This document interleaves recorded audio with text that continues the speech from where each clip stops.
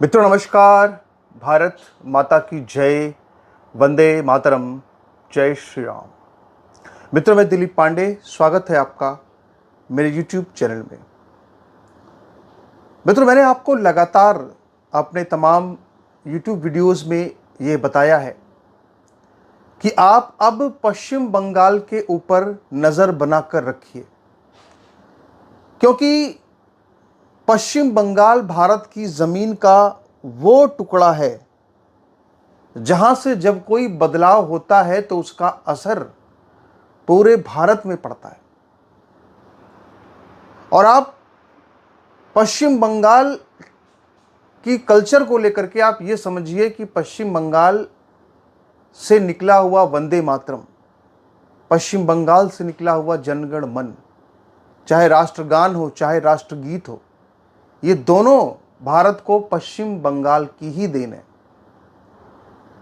पश्चिम बंगाल में ही अंग्रेज सबसे पहले आए और पश्चिम बंगाल से ही अंग्रेजों ने भागना शुरू किया। पश्चिम बंगाल में ही मुसलमानों ने अपनी सत्ता सबसे आखिर में जमाई। लेकिन आप देखिए कि अब इनका जो भगदड़ है बांग्लादेशी मुसलमानों की, ये भी अब पश्चिम बंगाल में ही शुरू हो रही है। तो पश्चिम बंगाल में जो कुछ भी हो रहा है, इसका असर आपको पूरे देश में देखने को मिलेगा। सबसे अच्छी बात यह है कि शुवेंदु अधिकारी के रूप में पश्चिम बंगाल को एक ऐसा मुख्यमंत्री मिला है जिसने कि ताबड़तोड़ ऐसे फैसले लिए हैं जो इस देश के अंदर ना सिर्फ पश्चिम बंगाल बल्कि भारत के दूसरे राज्यों में भी एक आदर्श साबित हो सकते हैं। भारत के तमाम राज्य, मैं महाराष्ट्र पर वीडियो बनाना चाह रहा हूं जहां पर कि देवेंद्र फडणवीस एक निकम्मे मुख्यमंत्री लगते हैं। उनकी बात चर्चा होगी, उनकी बात होगी, उस पर वीडियो बनाएंगे, बनाना है वीडियो। लेकिन शुवेंदु अधिकारी ने जो जो बातें कही हैं वो बातें आप देखिए। वो जो बांग्लादेशी मुसलमानों का जो रेला है, उसके जो वीडियो हैं, उसकी जो खबरें हैं, वो इस वक्त जो पूरे देश के अंदर वायरल हो रही हैं, वो देखना बहुत जरूरी है। शुवेंदु अधिकारी ने एक बयान दिया था, भागो भागो भागो जल्दी जल्दी भागो, भागो भागो भागो जल्दी जल्दी भागो, यानी जल्दी से भाग लो। तुम बांग्लादेश के दामाद नहीं हो, तुम भारत के दामाद नहीं हो कि तुमको हम जेल में बंद करके फ्री में दवा देंगे, फ्री में कपड़े देंगे, फ्री में खाना देंगे। उन्होंने पुलिस को निर्देश दिया है भाई कि इनको भगाओ, जल्दी जल्दी भागो।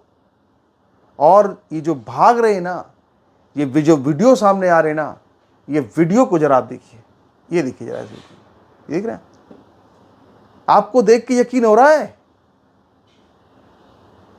देश में लगभग 12-13 सालों से प्रधानमंत्री मोदी की सरकार है, लेकिन पश्चिम बंगाल के अंदर ही नहीं, सिर्फ पश्चिम बंगाल के अंदर नहीं, पूरे देश के अंदर बांग्लादेशी किस तादाद में है, इस वीडियो को आप देख करके समझ सकते हैं कि पश्चिम बंगाल से लाखों की संख्या में जो बांग्लादेशी मुसलमान है वो इस वक्त जो है भाग रहा है। देखिए इन तस्वीरों को आप, ये लंबा लंबा रेला देखिए जरा कि ये सब बॉर्डर की तरफ भाग रहे हैं। ये सब जो है बॉर्डर की तरफ भाग रहे हैं। और जो खबरें सामने आ रही, जो खुलासे हो रहे हैं इस वक्त, वो खुलासे ऐसे खुलासे हैं कि जिन पर हैरानी होती है। शुवेंदु अधिकारी ने एक बयान दिया है। बयान ये दिया है कि जो लक्ष्मी भंडार योजना जो कि ममता बनर्जी चला रही थी, उस योजना के अंदर 30 लाख ऐसे लाभार्थी महिलाएं हैं जिनका नाम वोटिंग लिस्ट में ही नहीं है, यानी वो भारत की नागरिक भी नहीं है, और उनको जो है वो लक्ष्मी भंडार योजना में लाभ मिल रहा है। मतलब आपको, अगर हम तो कहेंगे, आज एक बड़ी खबर चर्चा में है कि टीएमसी के तो 20-20 सांसद जो है वो बीजेपी के संपर्क में है। हम तो कहेंगे भैया अगर ये महुआ मोइत्रा और ये जो सयानी घोष हैं, अगर इन लोगों ने आने का प्रयास किया तो आप क्या करेंगे? कहीं बहुमत का आंकड़ा छूने के लिए इनको तो नहीं शामिल कर लेंगे? लेकिन देखिए, मैं आपको एक तस्वीर यहां पे दिखाना चाहता हूं। देख रहे हैं आप, बड़ा भद्दा सा, बड़ा गंदा चेहरा है इस महिला का, और इसने जो हरकत की थी शिवलिंग के ऊपर, जो गलत काम किया, जो फोटो बना के लगाया, अक्षम्य अपराध। अब ये बयान दे रही है, सफाई दे रही है कि मैंने जो कुछ भी किया था वो 21 साल की उम्र में किया था। मेरा सवाल ये है कि आखिर ये जो बयान दिया जा रहा है, ये आखिर इस मौके पर बयान क्यों दिया जा रहा है? ये आज बयान क्यों दिया जा रहा है? इसका मतलब कहीं ना कहीं इन ये भी चाहती हैं कि हमारे दाग किसी तरह धुल जाएं, हम भी बीजेपी में अपनी अर्जी लगा दें। हम तो कह रहे कल को ऐसा ना हो महुआ मोइत्रा भी अर्जी लगा दें, हमें भी शामिल करो भैया बीजेपी में। ऐसा इसलिए होता है क्योंकि बंगाल में जो भी सरकार रहती है वो पार्टी फिर 15-20 साल तक रहती है। यानी अगर ये लोग बीजेपी के बाहर रहें तो इनकी राजनीति पूरी तरह से खत्म है। तो राजनीति में सरवाइव करने के लिए इनको बीजेपी की शरण में आना पड़ेगा। तो अब ये अपने पाप धुलने के लिए साहब इनके बयान सामने आ रहे हैं कि हमने को गलती की थी तब हमारी उम्र 21 साल थी, 10 साल पहले हमने गलती की थी, आज हमारी उम्र 32 साल है। अरे आज से 10 साल पहले तुमसे ऐसी गलती कैसे हो सकती है? सोचने वाली बात। ज़्यादा लंबा विस्तार नहीं दूंगा इस विषय को, लेकिन छोटी सी बात यहाँ जानना बहुत जरूरी है, सबके लिए, हर हिंदू के लिए जानना जरूरी है कि शिवलिंग की तुलना किसी मनुष्य के अंग से करना ये अत्यंत घोरतम अपराध है। लोगों को जानकारी नहीं है। बहुत सारे फेसबुक के बड़े बड़े विद्वान हैं, उनको भी जानकारी नहीं है। कई बार इस विषय पर हमने अपनी बात कही है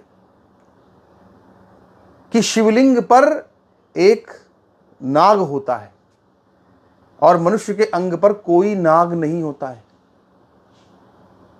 शिवलिंग के ऊपर एक घड़ा होता है जिससे कि बूंद टपकती है, जबकि मनुष्य के अंग पर कोई घड़ा नहीं होता।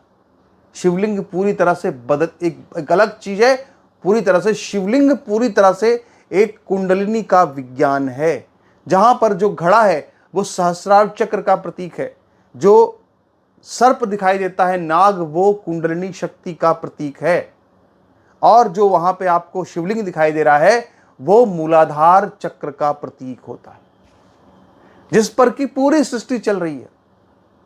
कोई भी योगी जब योग करता है और मूलाधार चक्र को थोड़ा भी एक्टिव कर लेता है तो उसको सांप भी दिखता है, उसको शिवलिंग भी दिखता है सुनहरे कलर का।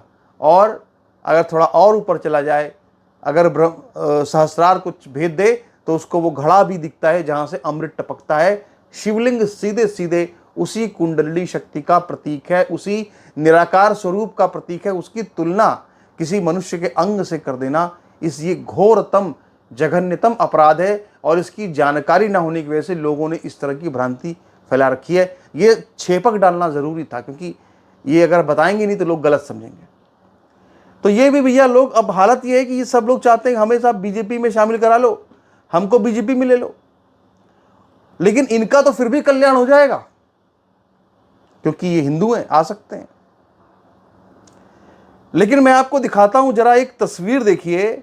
आपको पता ये कौन है? देखिए इस तस्वीर को। ये इसका नाम है बप्पा शेख। और इस बप्पा शेख को कैसे रस्सी में बांधकर, कुत्ते की तरह घसीट कर, देख रहे हैं आप, रस्सी में बांधकर कुत्ते की तरह घसीट कर इसको पुलिस ले जा रही है। समझ रहे? इसको पुलिस ऐसे ले जा रही। और ये आप समझिए जरा इसको, ये क्यों महत्वपूर्ण है। भैया ये शाहजहां शेख की धरती है, मतलब वो कहना ठीक नहीं है, मतलब धरती तो हमारी है, लेकिन शाहजहां शेख यहाँ का जो निवासी है, ये शाहजहां शेख संदेश खाली वाला, वो क्या करता था कि भैया रात में अपनी हिंदू औरतों को हमारे पास भेज देना, सुबह आकर ले जाना। ये उस पश्चिम बंगाल के अंदर इस बप्पा शेख को जो है वो आज रस्सी से घसीट कर, रस्सी से बांध कर ले जाया जा रहा है। बढ़िया है, अच्छा है, तस्वीर अच्छी है। तो भैया आप ये समझ लीजिए कि अभी बकरीद जो आने वाली है, तो बकरीद में चलता क्या था यहाँ पे, ममता के राज में बकरीद कैसी होती थी, मैं आपको जरा दिखाना चाहता हूँ। मतलब बकरीद ऐसे मनाई जा रही थी कि साहब वहाँ पे गोहत्या होती थी। अब आज शुभेंदु सरकार ने पहली बार एक साफ साफ नोटिस दिया है कि साहब कोई गोहत्या नहीं हो सकती, भैंस की हत्या नहीं हो सकती, दुधारू पशु की हत्या नहीं की जाएगी। अब बंगाल में बकरीद जो है वो सोचिए आपकी कैसी बीत रही है मुसलमानों के ऊपर, और जो बांग्लादेशी मुसलमान हैं उन पर कैसी बीत रही है। वो तो भाग रहे हैं अपना, मतलब बकरीद में भगदड़ मची है साहब। बकरीद में बांग्लादेशी मुसलमानों के बीच में भगदड़ मची हुई है। हालात ये है, भागने की भगदड़ है भैया, बचो, भागो, शुभेंदु आया, भागो। क्या लिखा हुआ है खबर देखिए। पश्चिम बंगाल के पूर्व मेदिनीपुर में रहने वाले सुखदेव मंडल खेती किसानी करते हैं, इसी से परिवार का खर्च चलता है। इस साल बेटी की शादी करनी है, इसलिए साल भर पहले बैंक से लोन लेकर मवेशी खरीदे। दैनिक भास्कर लिख रहा है। उम्मीद थी कि बकरीद पर बिक जाएंगे और शादी ब्याह का खर्च निकल जाएगा, लेकिन बंगाल सरकार के एक फैसले ने उनकी उम्मीद तोड़ दी। 13 मई यानी बकरीद से 15 दिन पहले बंगाल सरकार ने नोटिस जारी किया है। इसमें गोहत्या से जुड़े 1950 के कानून और 2018 के कलकत्ता हाईकोर्ट के आदेश का हवाला देते हुए कहा गया है कि बिना फिटनेस सर्टिफिकेट के किसी भी गाय भैंस की कुर्बानी नहीं दी जाएगी। ये चीज मुझे बिल्कुल भी समझ में नहीं आ रही भैया कि कौन से फिटनेस सर्टिफिकेट की बात की जा रही है यहाँ पे। और गाय भैंस की कुर्बानी, गाय की कुर्बानी कैसे हो सकती है, ये खबर या तो गलत लिखी हुई है और या तो इसमें सरकार ने कोई बहुत बड़ी चूक की है। हमारा ये कहना है साफ साफ स्पष्ट कि शुभेंदु बाकी सभी काम ठीक कर रहे हैं, पर गाय को लेकर के अगर कोई भी अगर चूक हुई तो हिंदुओं का गुस्सा झेलना मुश्किल होगा। यहां पर लिखा है कि इस फैसले के बाद सुखदेव परेशान है कि वो मवेशी लेकर कहां जाएं, उनको खर्च कैसे उठाएं और बैंक का लोन कैसे अदा करें। वो कहते हैं कि किसी को भी फांसी देने से पहले भी वक्त मिलता है, हमें वो भी नहीं मिला। 28 मई यानी आज बकरीद है। फैसले से मुस्लिम नाखुश हैं क्योंकि उनको कुर्बानी के लिए जानवर नहीं मिल रहे हैं। तो भैया बकरीद के पहले जो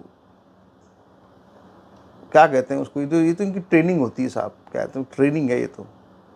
यहाँ पे भी एक खबर छपी हुई है, आप देख सकते हैं क्या है। लिखा है कि टीएमसी सांसद काकोली का पार्टी के पदों से इस्तीफा, सीएम शुभेंदु की बैठक में भी गई थी। भाजपा सांसद बोले 20 तृणमूल सांसद संपर्क में। देखते हैं क्या होता है। लेकिन मेरी आपसे ये प्रार्थना है कि भैया पश्चिम बंगाल के ऊपर अपनी निगाह बनाकर रखिए। पश्चिम बंगाल बड़े बड़े परिवर्तन करेगा पूरे देश के अंदर, आप देखिएगा इसको। और आगे इस पर और भी बात होगी। फिलहाल आपके इस पर क्या विचार हैं, लाइक कीजिए, वीडियो को शेयर कीजिए और चैनल को सब्सक्राइब कीजिए। नमस्कार, धन्यवाद।